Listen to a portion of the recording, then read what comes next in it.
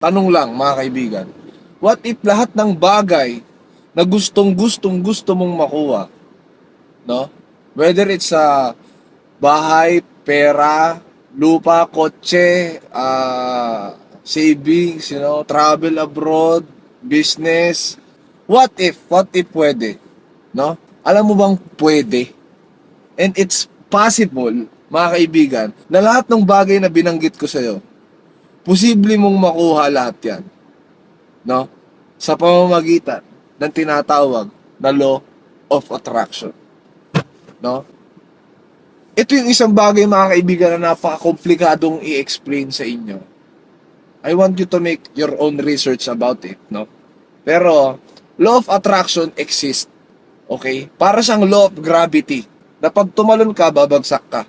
Pag tumalon ako, hilahin ako ng mundong to pababa, okay? Law of gravity, it exists. Hindi natin alam paano siya fully nag-work, okay? Hindi natin alam paano siya gumagana, paano nag-work ng ganun yung gravity sa mundong ito. Pero we know it exists. Same as with the law of attraction, mga kaibigan. It exists. Yung bagay na iniisip mo, no? Nasisend out yan sa universe. Tapos, sila yung nag-a-arrange. Yung mundong to, yung universe mismo, yung sinend mong vibration out there, somewhere in the universe, binabalik nila sa'yo kung ano yung thoughts na nilabas mo. So, ano ibig sabihin nito, mga kaibigan?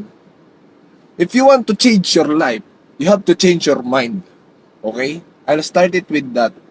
Kung gusto mong baguhin ang buhay mo, baguhin mo muna yung takbo ng utak mo. Kasi kung ano yung mga bagay na nangyayari sa iyo ngayon, lahat yan, nagmula sa utak mo lang. Nagmanifest lang yan into reality. Okay? Why? Because your thoughts, okay, becomes your words. And your words becomes your action.